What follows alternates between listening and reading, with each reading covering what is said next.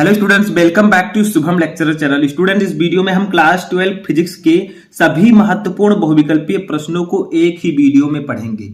यानी कि आपके फिजिक्स में जितने चैप्टर हैं, सभी चैप्टर में जितने इंपॉर्टेंट बहुविकल्पीय प्रश्न हैं, सभी को हम एक वीडियो में पढ़ने वाले हैं। देखिए, अगर आप 12th में और आपको बोर्ड एग्जाम 2022 देना है तो ये वीडियो आपके लिए बहुत ही इंपॉर्टेंट है, क्योंकि अगर आप इन 51 महत्वपूर्ण बहुविकल्पीय प्रश्नों को पढ़ लेते हैं तो इससे बाहर गारंटी है कि एक भी बहुविकल्पीय प्रश्न नहीं आएगा। यानी कि जितने भी बहुविकल्पीय प्रश्न आपके बोर्ड एग्जाम में आएंगे वो इन्हीं 51 प्रश्नों में से आएंगे।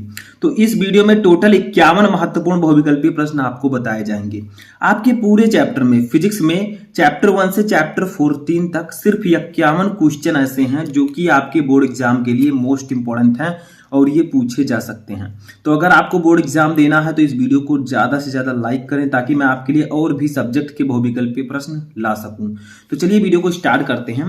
तो देखिए, हम चैप्टर 1 से पहले स्टार्ट करेंगे, क्योंकि चैप्टर 1 हमारा है वैद्युत आवेश तथा क्षेत्र। ठीक है, सभी को हम चैप्टर वाइज पढ़ेंगे। यानी कि पहले हम पहले चैप्टर के बहुविकल्पीय प्रश्नों को पढ़ेंगे, फिर दूसरे चैप्टर के, फिर तीसरे चैप्टर के, ऐसे स्टेप बाय स्टेप हम पढ़ने वाले हैं। ठीक है, अगर आप इन 51 बहुविकल्पीय प्रश्नों को पढ़ लेते हैं, जितने समय का ये वीडियो अगर आप लास्ट तक देखेंगे तभी आपके समझ में आएगा। हो सकता है कि इनमें से कुछ क्वेश्चन आपको पहले से पता हो, लेकिन तब भी आपको अच्छे से देखना है, क्योंकि अगर ये वीडियो आप 25 से 30 मिनट का देख लेते हैं तो आपको कोई और वीडियो देखने की जरूरत नहीं पड़ेगी। देखिए, फर्स्ट क्वेश्चन है, वैद्युतशीलता एप्सिलॉन नॉट का एसआई मात्रक है। यानी कि वैद्युतशीलता जो एप्सिलॉन नॉट होता है, इसका एसआई मात्रक क्या होता है? फर्स्ट है कूलाम स्क्वायर प्रति न्यूटन मीटर स्क्वायर, सेकंड है न्यूटन मीटर स्क्वायर प्रति कूलाम स्क्वायर, थर्ड है न्यूटन प्रति कूलाम, फोर्थ है न्यूटन प्रति वोल्ट प्रति मीटर स्क्वायर।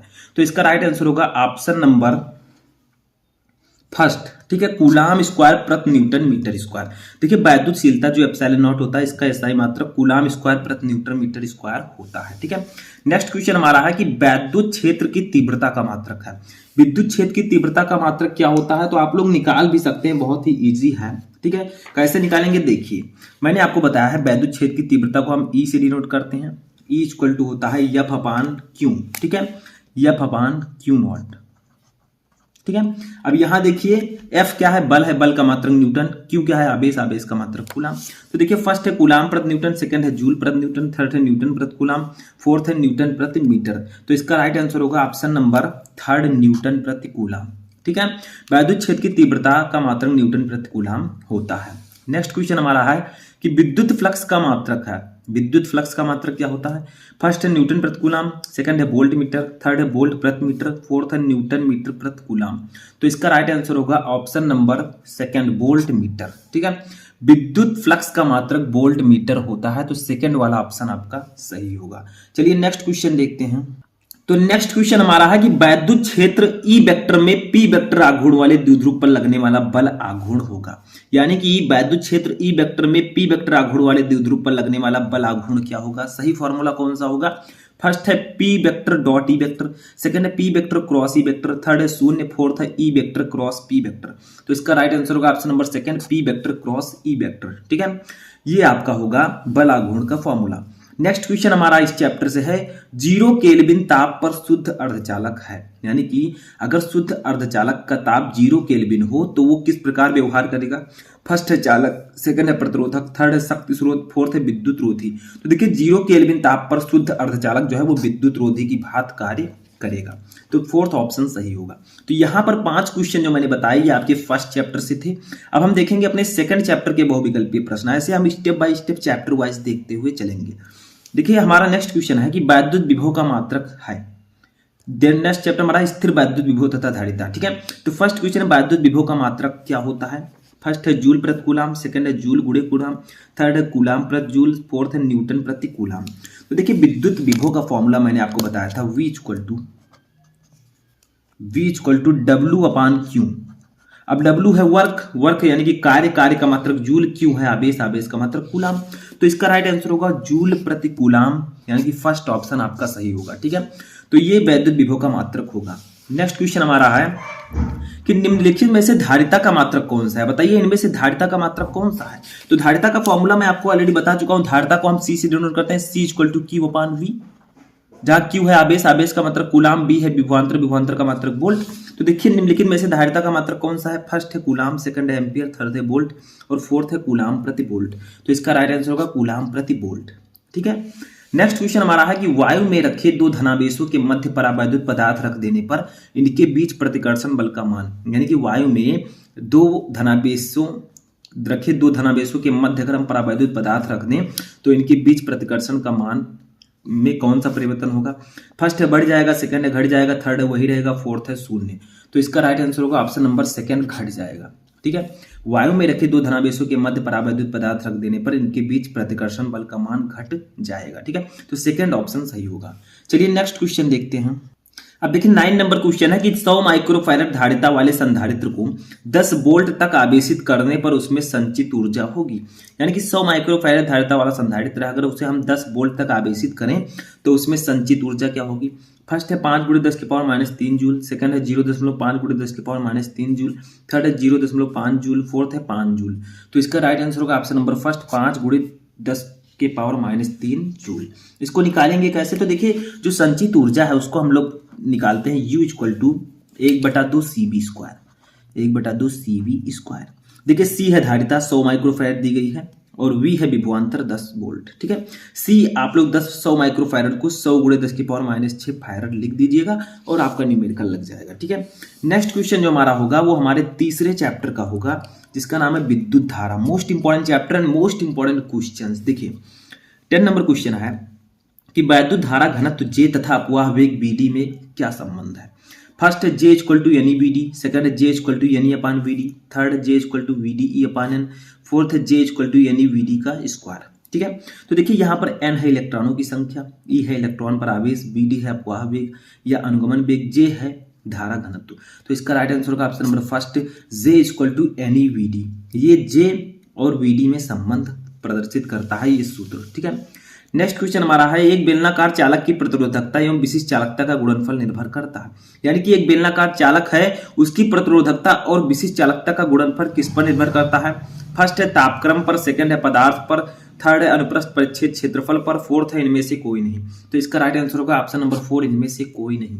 एक बेलनाकार चालक की प्रतिरोधकता एवं विशिष्ट चालकता जो है वो ना तापक्रम पर डिपेंड करती है, ना पदार्थ पर और ना अनुप्रस्थ परिच्छेद क्षेत्रफल पर, यानी कि इनमें से कोई नहीं। ठीक है, तो 11 का फोर्थ ऑप्शन सही होगा। नेक्स्ट क्वेश्चन हमारा है कि 50 ओम प्रतिरोध के धात्विक तार को खींचकर उसकी लंबाई दोगुनी कर देते हैं, उसका नया प्रतिरोध क्या होगा? तो इस प्रकार के न्यूमेरिकल को हम एक फॉर्मूले के जरिए लगाते हैं। देखिए फार्मूला क्या है कि R' मान लीजिए नया प्रतिरोध है तो जितना गुना हम खींच रहे हैं यानी कि N² इंटू जो हमारा प्रतिरोध दिया गया है इतना। ठीक है, तो देखिए N के स्थान पर आपको क्या लिखना है? जितना गुना हम खींच रहे हैं यानी कि 2 गुना हम खींच रहे हैं तो 2 का स्क्वायर इंटू R की वैल्यू है 50। ठीक है, ये कितना हो जाएगा? 4, 2 का स्क्वायर होगा 4 × 50। तो हमारा नया प्रतिरोध कितना आ जाएगा बताइए? नया प्रतिरोध आ जाएगा 5 × 4 = 20, 200 ओम। ठीक है, तो यहाँ पर राइट आंसर क्या होगा? ऑप्शन नंबर 4 आपका सही होगा, 200 ओम। तो इस फॉर्मूले की सहायता से आप आसानी से इस प्रकार के न्यूमेरिकल्स को लगा सकते हैं। चलिए नेक्स्ट क्वेश्चन देखते हैं। तो देखिए नेक्स्ट क्वेश्चन जो है हमारे चौथे चैप्टर गतिमान आवेश और चुंबकत्व से है। क्वेश्चन है कि एक चुंबकीय क्षेत्र उत्पन्न किया जा सकता है किसके द्वारा? फर्स्ट है केवल गतिमान आवेश द्वारा, सेकंड है केवल बदलते हुए वैद्युत क्षेत्र द्वारा, थर्ड 1 तथा 2 दोनों के द्वारा, फोर्थ है इनमें से किसी के द्वारा नहीं। तो इसका राइट आंसर होगा ऑप्शन नंबर थर्ड, फर्स्ट तथा सेकंड दोनों के द्वारा।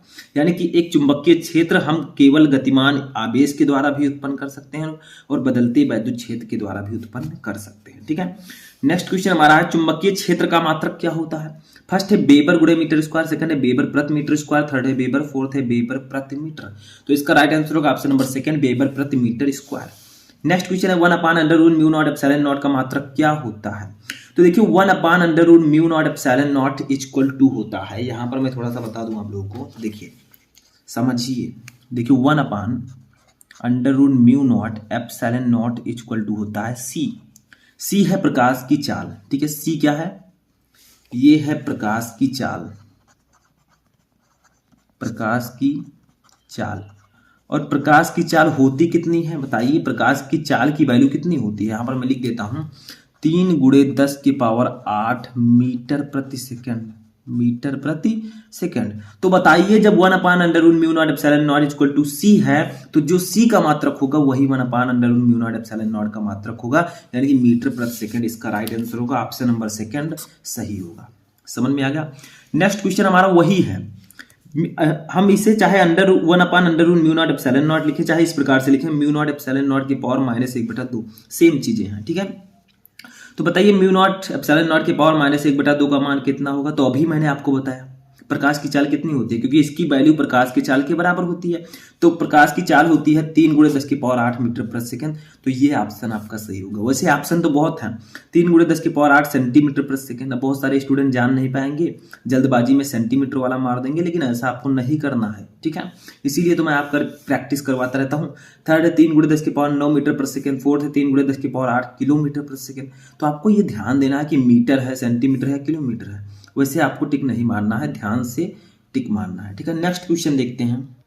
देखिए नेक्स्ट क्वेश्चन जो हमारा है वो है चुंबकत्व एवं द्रव्य चैप्टर, हमारे 5वें चैप्टर का क्वेश्चन क्या है कि पृथ्वी के चुंबकीय ध्रुवों पर नति कोण का मान कितना होता है। फर्स्ट है 45 डिग्री, सेकंड है 30 डिग्री, थर्ड है 0, फोर्थ है 90 डिग्री। तो इसका राइट आंसर होगा ऑप्शन नंबर 4 90 डिग्री। पृथ्वी के चुंबकीय ध्रुवों पर नति कोण का मान 90 डिग्री होता है। नेक्स्ट क्वेश्चन हमारा है कि चुंबकीय आमोत्तर तथा भौगोलिक आमोत्तर के बीच के कोण को क्या कहते हैं। मैंने आपको बताया था दिक्पात कोण। तो ऑप्शन नंबर सेकंड सही होगा, ठीक है। नेक्स्ट क्वेश्चन है चुंबकीय आघूर्ण का मात्रक क्या है। फर्स्ट है न्यूटन प्रति एम्पेयर मीटर, सेकंड है एम्पेयर मीटर स्क्वायर, थर्ड है वेबर प्रति मीटर स्क्वायर, फोर्थ है हेनरी। तो इसका राइट आंसर होगा option number second ampere metre square. ये चुंबकीय आघूर्ण का मात्रक होता है। नेक्स्ट क्वेश्चन जो हमारा है हमारे 6 चैप्टर से है वैद्युत चुंबकीय प्रेरण। देखिए क्वेश्चन है कि लेंज का नियम किसके संरक्षण के अनुरूप उत्पन्न होता है। यानी कि लेंज का नियम जो है वो किसके संरक्षण के नियम के अनुरूप उत्पन्न होता है। फर्स्ट है आवेश, सेकंड है संवेग, थर्ड है ऊर्जा, फोर्थ है द्रव्यमान। तो इसका राइट आंसर होगा ऑप्शन नंबर 3 ऊर्जा। लेंज का नियम जो है वो ऊर्जा संरक्षण नियम के अनुरूप उत्पन्न होता है। चलिए नेक्स्ट क्वेश्चन देखते हैं। नेक्स्ट क्वेश्चन हमारा है कि हेनरी प्रति मीटर मात्रक है किसका।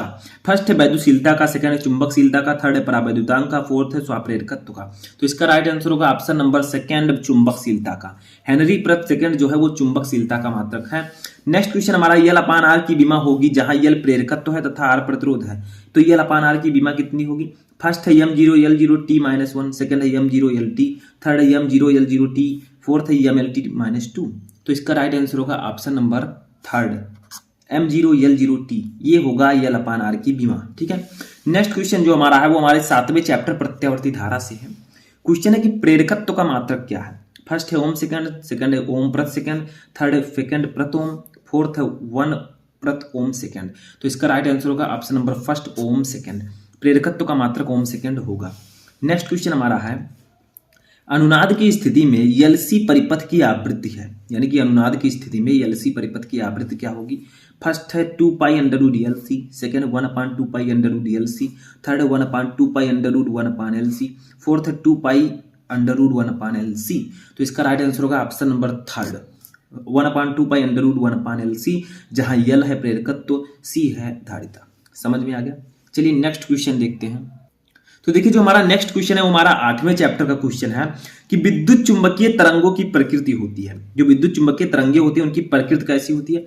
फर्स्ट है अनुप्रस्थ, सेकंड है अनुप्रस्थ तथा अनुदैर्ध्य दोनों, थर्ड है अनुदैर्ध्य, फोर्थ है उपरोक्त में से कोई नहीं। तो इसका राइट आंसर होगा ऑप्शन नंबर 1 अनुप्रस्थ।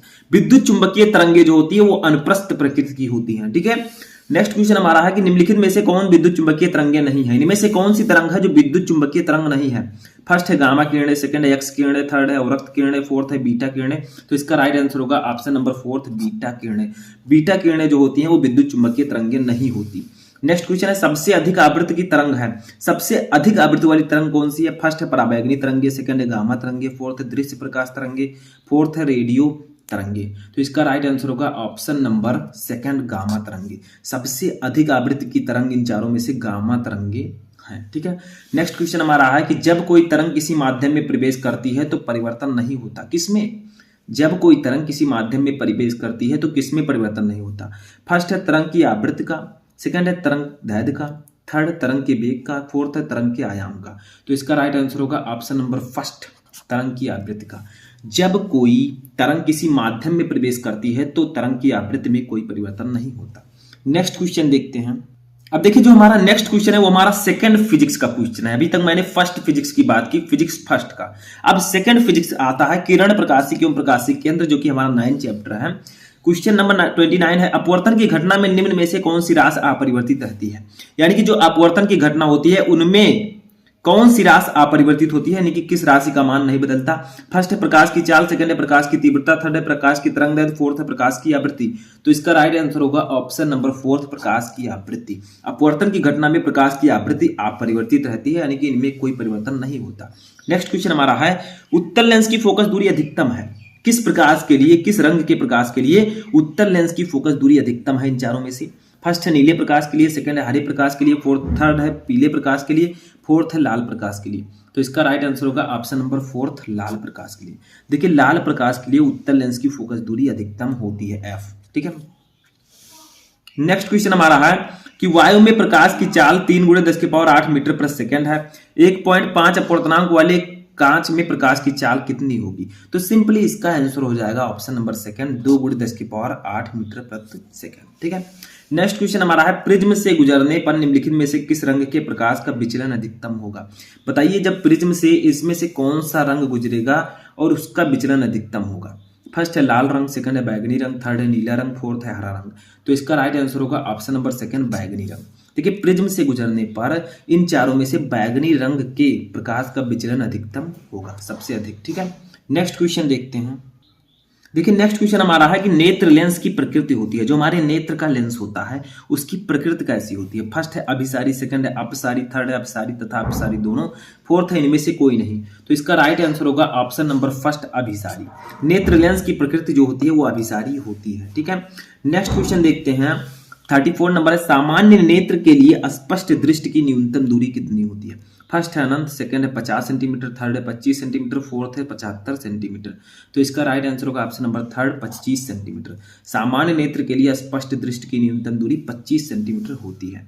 नेक्स्ट क्वेश्चन हमारा है, एक प्रकाश किरण वायु से जल में प्रवेश करती है, निम्नलिखित में से कौन सा अपरिवर्तित रहेगा।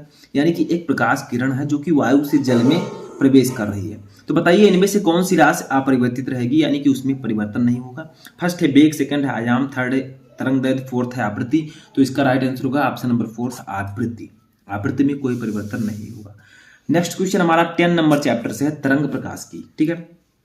क्वेश्चन है कि जब एक वर्णी प्रकाश निर्वात से किसी पारदर्शी माध्यम में प्रवेश करता है तो प्रकाश का कौन सा अभिलक्षण अपरिवर्तित रहता है। ठीक है।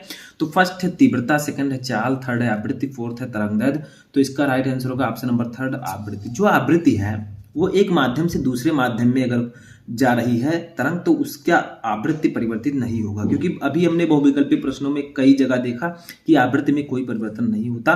तो जब एक वर्णी प्रकाश निर्वात से किसी पारदर्शी माध्यम में प्रवेश करती है तो प्रकाश की आवृत्ति अपरिवर्तित रहती है। नेक्स्ट क्वेश्चन चलिए देखते हैं। देखिए नेक्स्ट क्वेश्चन हमारा है कि जल की सतह पर तेल की परत बिछी हुई है, पतली परत बिछी हुई है। सूर्य के प्रकाश में इस सतह पर सुंदर रंग दिखाई देने का कारण है। यानी कि जल की सतह पर तेल की पतली परत बिछी हुई हो तो सूर्य के प्रकाश में इस सतह पर सुंदर रंग किसके कारण दिखाई देता है। फर्स्ट है प्रकाश का उमड़ विक्षेपण, सेकंड है प्रकाश का ध्रुवण, थर्ड है प्रकाश का व्यतिकरण, फोर्थ है प्रकाश का विवर्तन। तो ऐसा प्रकाश के व्यतिकरण के कारण होता है। नेक्स्ट क्वेश्चन हमारा है कि निम्न में से किस रंग के प्रकाश का वेग जल में सबसे अधिक है। इनमें से किस रंग के प्रकाश का वेग जल में सबसे अधिक होगा। फर्स्ट है लाल, सेकंड है पीला, थर्ड है हरा, फोर्थ है बैगनी। तो इसका राइट आंसर होगा ऑप्शन नंबर फर्स्ट, लाल। लाल रंग के प्रकाश का वेग जल में सबसे अधिक होगा।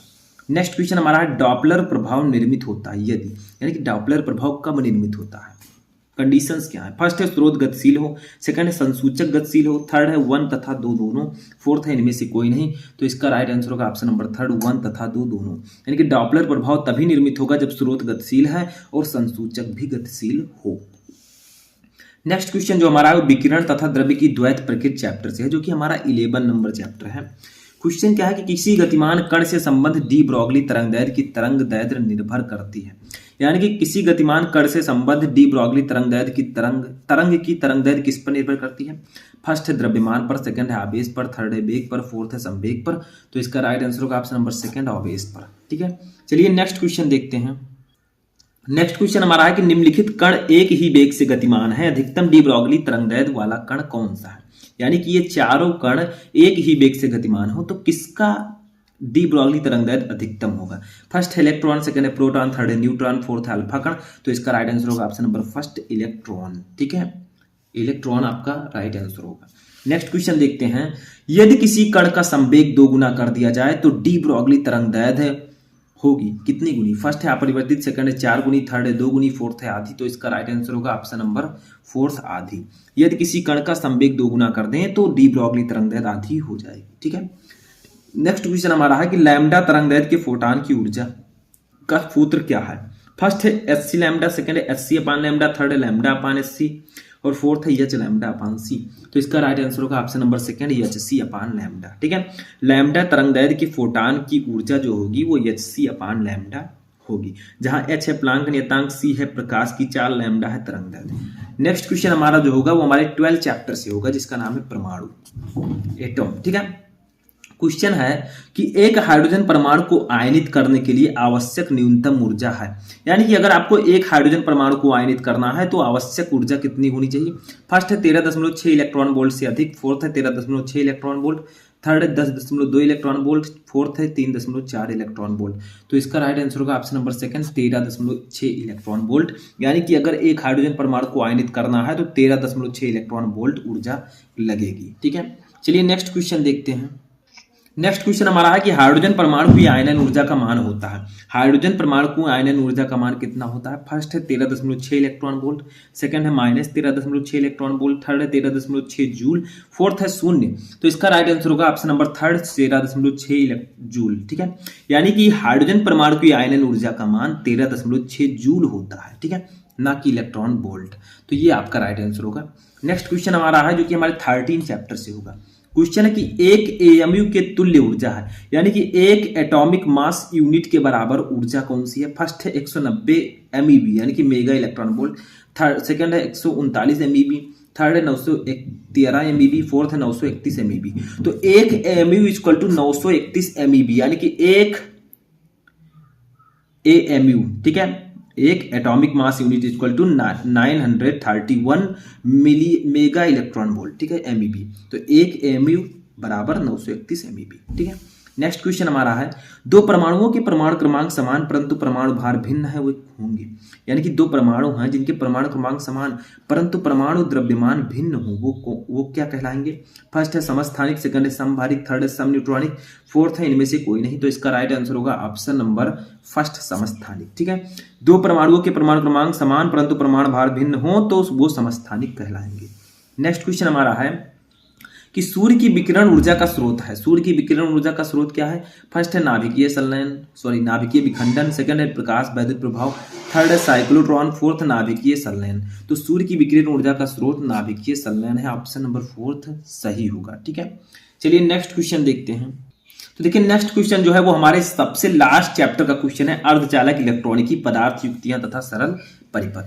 क्वेश्चन क्या है कि अर्धचालकों में वैद्युत चालन होता है, यानी कि जो अर्धचालक होते हैं सेमी कंडक्टर होते हैं उनमें विद्युत चालन कैसे होता है, विद्युत धारा का प्रवाह कैसे होता है? फर्स्ट है कोटरों से, सेकंड है कोटरों तथा इलेक्ट्रॉनों से, थर्ड है इलेक्ट्रॉनों से, फोर्थ है ना कोटरों से ना इलेक्ट्रॉनों से। तो इसका राइट आंसर होगा ऑप्शन नंबर थर्ड इलेक्ट्रॉनों से।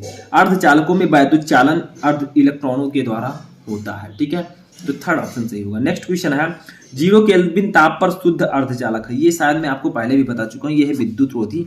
तो ऑप्शन नंबर फोर्थ सही होगा। ठीक है, लास्ट क्वेश्चन हमारा है 51 नंबर, पीएन संधि डायोड के अवक्षय परत में होते हैं। यानी कि पीएन संधि डायोड के जो अवक्षय परत होते हैं उनमें क्या होते हैं? फर्स्ट है केवल कोटर, सेकंड है केवल इलेक्ट्रॉन, थर्ड है इलेक्ट्रॉन तथा कोटर दोनों, फोर्थ है ना इलेक्ट्रॉन और ना कोटर। तो इसका राइट आंसर होगा ऑप्शन नंबर फोर्थ ना इलेक्ट्रॉन ना कोटर। यानी कि पीएन संधि डायोड के अवक्षय परत में ना इलेक्ट्रॉन होते हैं और ना ही कोटर होते हैं। तो यहां पर मैंने आपको top 51 most important objective question को बताया फिजिक्स के। ठीक है, अब आप लोग कमेंट बॉक्स में एक चीज बताइए कि इन 51 क्वेश्चन में से कितने क्वेश्चन आपको पहले से पता थे, और इस वीडियो को ज्यादा से ज्यादा लाइक करें, अपने दोस्तों के साथ शेयर करें, क्योंकि ये बहुविकल्पीय प्रश्न आपके बोर्ड एग्जाम के लिए बहुत ही इंपॉर्टेंट है। और अगर आप चाहते हैं कि इसी तरह मैं केमिस्ट्री और अन्य सब्जेक्ट का भी वीडियो लाऊं तो इस वीडियो को लाइक करें।